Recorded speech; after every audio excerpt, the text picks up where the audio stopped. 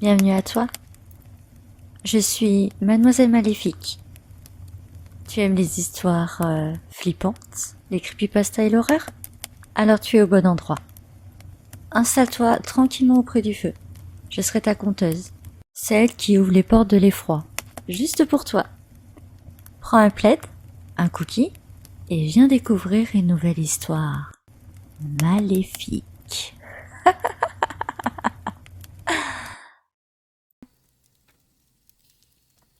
Bonsoir à vous. Ce soir, ce sera donc la dernière vidéo de cette longue histoire. Après avoir rencontré Henri, Raphaël, Adèle ou Circé selon le cas, et bien évidemment le monstre dans le placard qu'il ne faut pas oublier, je vous présente donc le dernier personnage, cette ligne rouge qui, à mon sens, poursuit nos monstres. Bon ou mauvais, quel est cet étrange personnage qui les suit à la trace? Voyons ceci ensemble.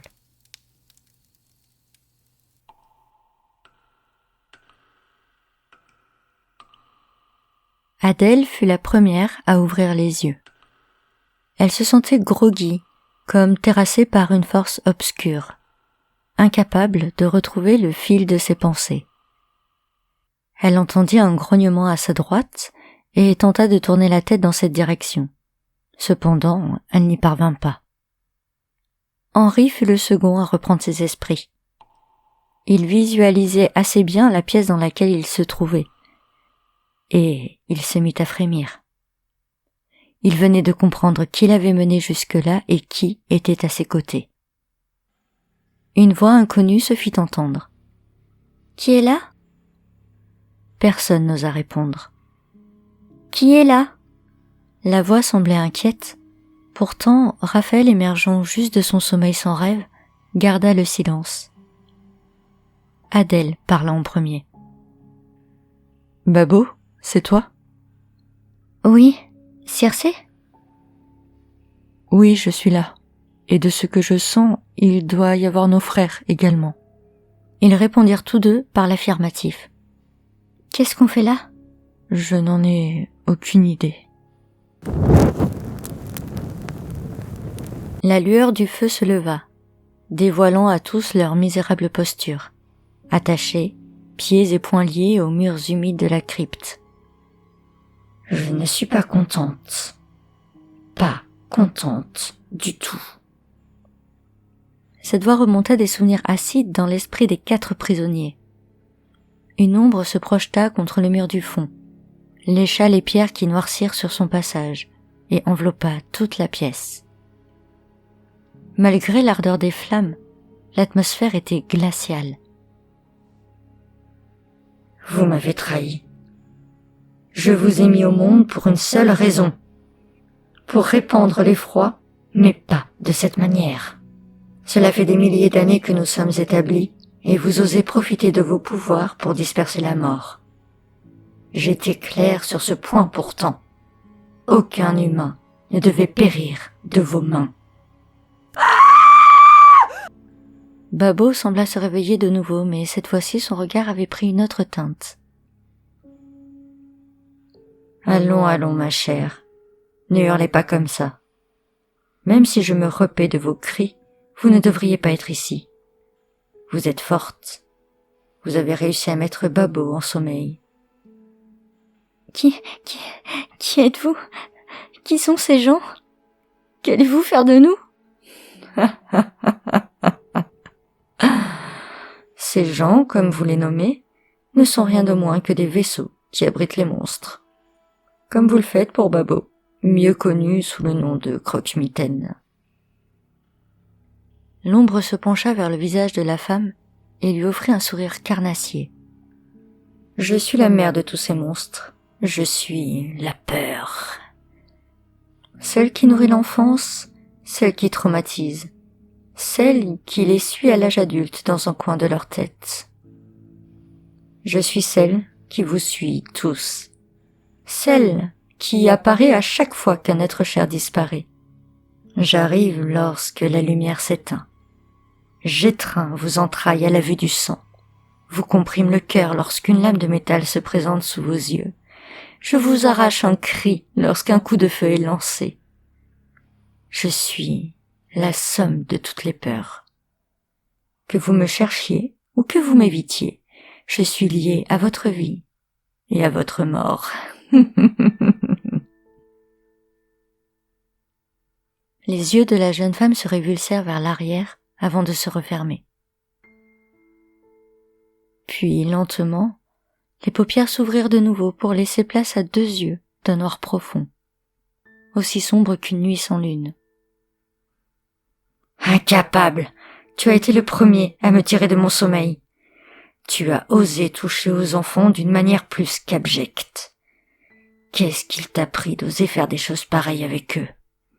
Tu devais seulement les observer, apparaître, puis disparaître, après t'être assuré que leur frayeur me nourrirait. Le croque-mitaine prit la parole à travers la voix de la femme.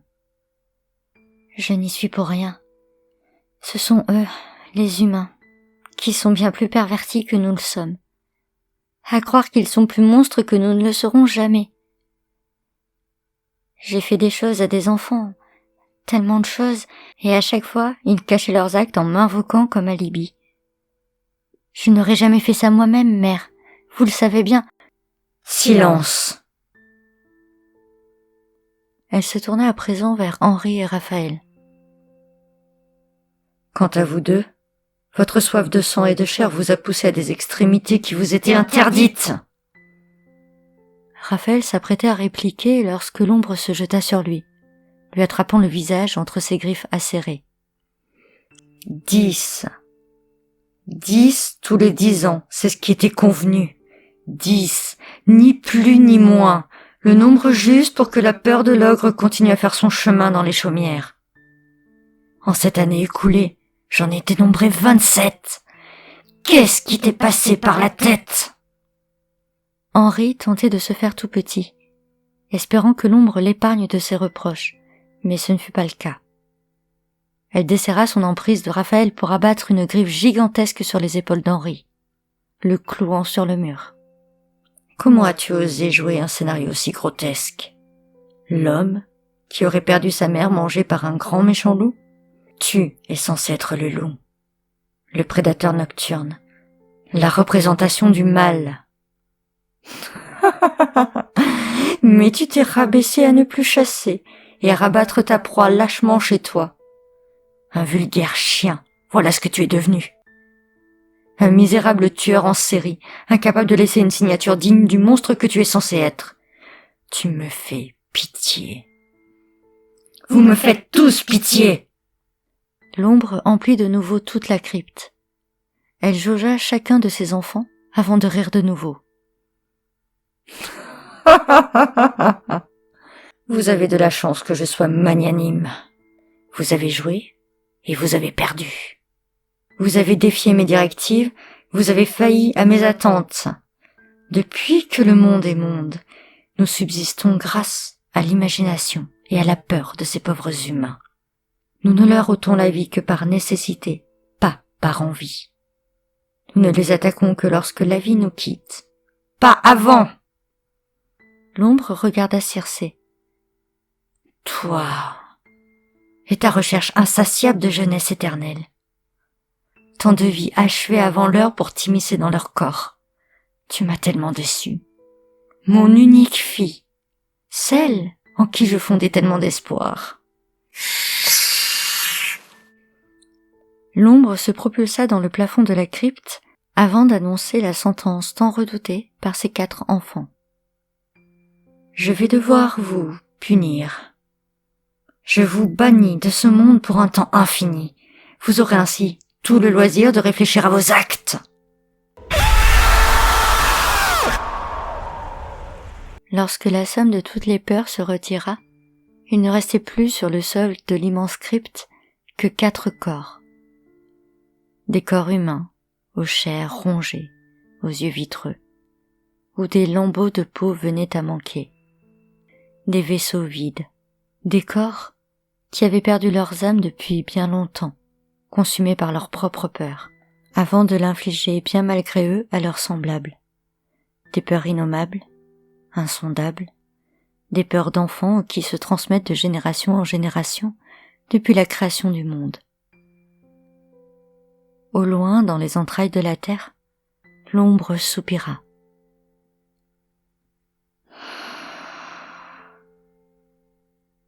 Elle s'allongea, fermant ses yeux pour un repos bien mérité, avant de distiller de nouvelles peurs dans un futur très proche. J'espère que cette histoire vous a plu. Apparemment, les monstres sont moins monstrueux que les humains. Que devrions-nous penser de ça ? Je vous laisse à votre réflexion, n'hésitez pas à me dire en commentaire ce que vous avez pensé de cette histoire. En attendant, je vous souhaite une très bonne soirée et je vous dis à dimanche prochain, à la même heure et au même endroit, pour de nouvelles histoires maléfiques.